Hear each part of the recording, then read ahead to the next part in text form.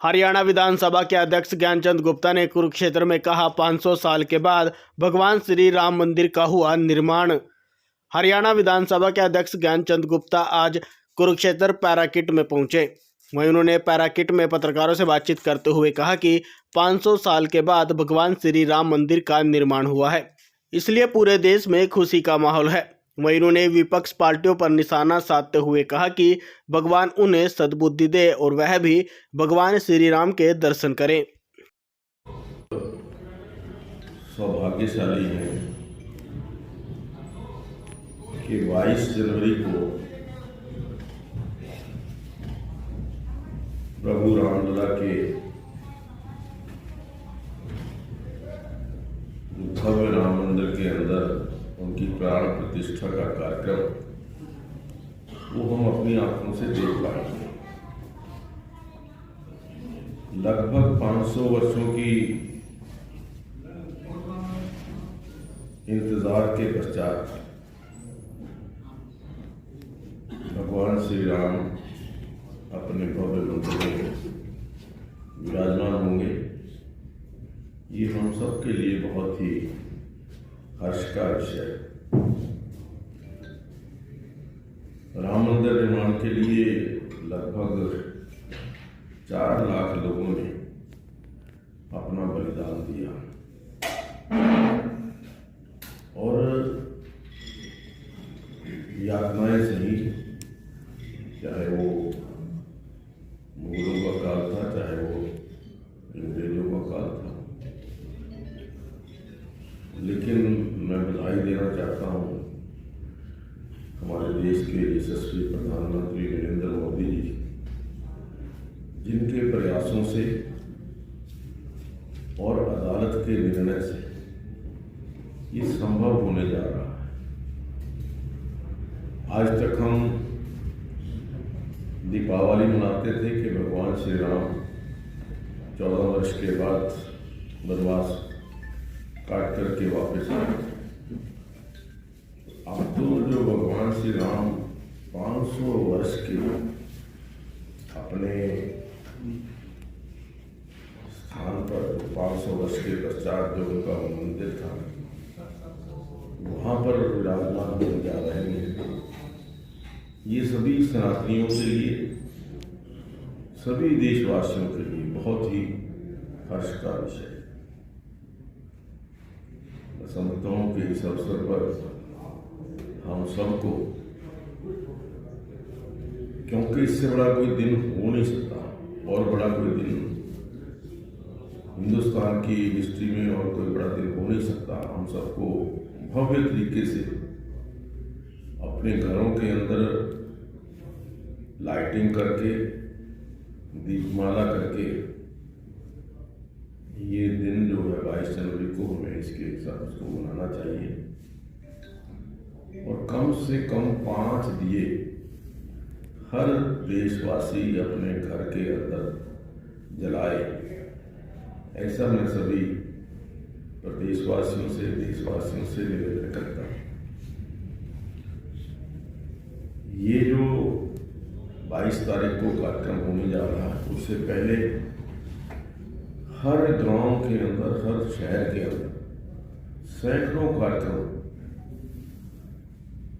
भगवान श्री राम की प्रतिष्ठा के अंदर किए जा रहे हैं। कहीं पर मुझे अभी पिछले दिनों गांव के अंदर जाने का मिला। गांव के अंदर जो उत्साह, गांव के अंदर जो लोगों के मन की भावना, एक ही गांव के अंदर 4-4 जगह पर भंडारे, लंगर और जो प्राण प्रतिष्ठा के कार्यक्रम को लाइव बड़ी स्क्रीन लगा करके देखने के कार्यक्रम और जो धार्मिक प्रयोजन है वो बहुत बड़ी मात्रा में किए जा रहे हैं। कहीं पर सुंदरकांड का पाठ है, भगवान श्री राम की कथा का। अभी हमारे यहाँ विश्वास जी की जो राम कथा है हो रही है, बहुत सारे कार्यक्रम इसमें हो रहे हैं। तो मैं तो सभी से निवेदन करूँगा कि इसमें बढ़ चढ़ करके लोग भाग लें। सर, विपक्ष पार्टियां कहीं इस पे मुद्दा उठा रही हैं तो क्या करें? मैं तो यही कहूँगा कि विनाशकाली विपरीत बुद्धि। भगवान श्री राम देश के कण कण के अंदर विराजमान है। भगवान श्री राम की पूजा अर्चना करना, इसको एक राजनीतिक रंग देना वो ठीक नहीं है। मैं समझता हूं कि जो भी कोई राजनीतिक पार्टी इसको राजनीतिक रंग देने का प्रयास कर रही है वो सही नहीं, क्योंकि ये एक धार्मिक कार्यक्रम है। विश्व हिंदू परिषद और जो राम जन्मभूमि न्यास समिति है उसके द्वारा इस कार्यक्रम का आयोजन किया जा रहा है। उसमें लाखों लोगों को वहां पर आमंत्रित किया जा रहा है। तो उसमें मुझे नहीं लगता कि वहां जाने में किसी को भी कोई संकोच होना चाहिए या कोई हेजिटेशन होनी चाहिए। भगवान श्री राम तो हमारी जो मर्यादा है, देश की आस्था है, श्रद्धा है, वो भगवान श्री राम है। और हम तो शुरू से ही, जब से हम पैदा हुए हैं या हमारे से पूर्वज भी, सुबह उठ के राम राम जो बोलने की प्रथा, ये बोलने का जो रिवाज है वो पूरे देश के अंदर है, कोई एक कोने के अंदर नहीं है। मैं समझता हूँ कि भगवान उनको सद्बुद्धि देगा और वो भी जाकर के भगवान श्री राम के दर्शन करें। आप जाएंगे विधानसभा अध्यक्ष जी, आप जाएंगे? कब जाएंगे? कोई तिथि निर्धारित की है कि आप भी जाएंगे? देखिए, मेरी भावनाएं बहुत जुड़ी हुई हैं भगवान श्री राम के मंदिर के साथ, अयोध्या के साथ, क्योंकि 2 बार जब 1990 का आंदोलन हुआ और 1992 का आंदोलन हुआ, दोनों बार मुझे इस अवसर पर जाने का मौका मिला। पहली बार जब गए थे तो वो हमें, जब मुलायम सिंह यादव की सरकार थी, उस टाइम सेवक थे, जो ही गुम्बद के ऊपर पहुंचे, नीचे से गोलियों से उनको नीचे गिरा दिया। दूसरी बार 1992 के अंदर भी अयोध्या जाने का अवसर मिला और एक राम सेवक के नाते, कार सेवक के नाते हम 2 बसें लेकर के, मैं क्योंकि उस टाइम अध्यक्ष था पार्टी का तो मेरी जिम्मेवारी लगी थी, 2 बसें लेकर के गए थे। जब कार सेवा का समय आया तो जो उत्साह या जो एक कार सेवकों के अंदर एक, मैं कहूँगा कि मन के अंदर ये था कि आज हमने इसको ढा करके जाना है। और लगभग 10:30 साढ़े 10 बजे थे। आदेश ये हुआ था कि कार सेवक सभी कार सेवा करने के बाद ही जाएंगे। जिस प्रकार का माहौल बना हमारे सामने देखते देखते, क्योंकि हम ये आदेश हुआ था कि जो बसों में आए हैं वो सबसे आगे बैठेंगे, तो हम सबसे आगे बैठे थे। तो कुछ ही देर के बाद कार सेवक उस गुंबजों के ऊपर चढ़ गए और वो पहला गुंबज लगभग 3 घंटे के अंदर, 2.5-3 घंटे के अंदर गिरा। दूसरा जो गुंबज था वो तो लगभग 1.5 घंटे में, और तीसरा गुंबज था वो 1 घंटे के अंदर ही धराशायी हो गया था। और कार सेवकों में फिर उसके पश्चात ये आदेश हुआ कि सभी कार सेवक जब तक रामलला मंदिर जो उस टाइम त्रिपाल के अंदर बनाया गया था, जब तक उसको विराजमान नहीं हो जाते तब तक किसी ने अयोध्या नहीं छोड़नी। तो वो रात के 10 कल्याण सिंह जी की सरकार थी। कल्याण सिंह जी की सरकार की तरफ से आदेश था कि कार सेवकों के ऊपर कोई भी किसी प्रकार से गोली न चलाई जाए।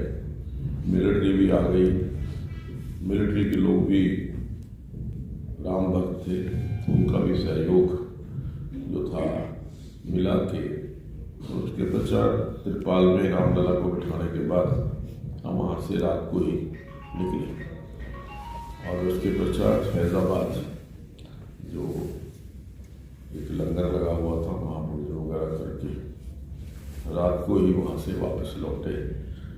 और ये था कि वहाँ उसके बाद कर्फ्यू लग गया था, 5-6 दिन का कर्फ्यू था, लेकिन हम कर्फ्यू रात में ही यमुनानगर पहुँच गए थे। वे बहुत मन के अंदर खुशी थी और पूरे देश के राम भक्तों के अंदर उस बात को लेकर उत्साह था।